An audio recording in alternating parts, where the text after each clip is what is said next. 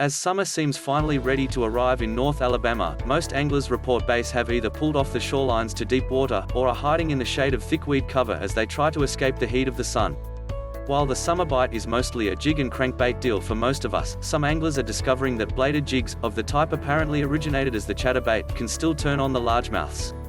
Guys like Bass Pro Brian Thrift have been working with Z-Man to originate a variety of new blade designs and actions that can be effective all summer, including a new mini model as well as a jumbo big blade version that are to be introduced at ICAST, the giant tackle show in Orlando later this month.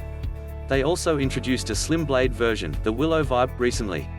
Lures like these, and similar models from other companies including Booyah, Duckett, Lucky Strike, Picasso and Strike King, can be fished in a variety of ways rather than the straight cast and retrieve that has put so many bass into anglers' boats in recent years.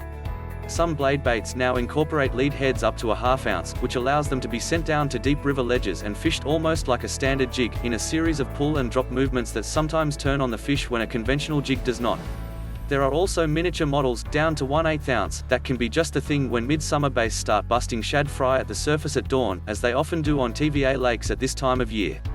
There are also models like the Chatterbait Jackhammer, which can be used to skip under docks and low-hanging tree branches, always good spots to explore when bass are hunting shade at this time of year. The lure also has a signature rattling sound that makes it hard for the fish to ignore. It has been a favorite of pro anglers on the major circuits in recent years.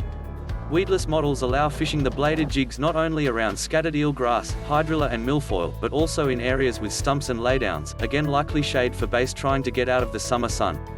These weedless models can also be used for flippin, where there's a thin roof of floating weeds over open water below, allowing the lure to flutter down, then activating it with a sharp pull that makes it wobble toward the surface before dropping again. Dressed with a soft plastic crawfish or shad tail, lures with this presentation can be deadly all summer. And models with the larger blades can also be used as wake baits on the surface. This is a great tactic on the flats next to the channels at Guntersville and Pickwick in the first hour of daylight at this time of year, as bass prowl up into the shallows hunting before the water starts to heat up, looking for shad.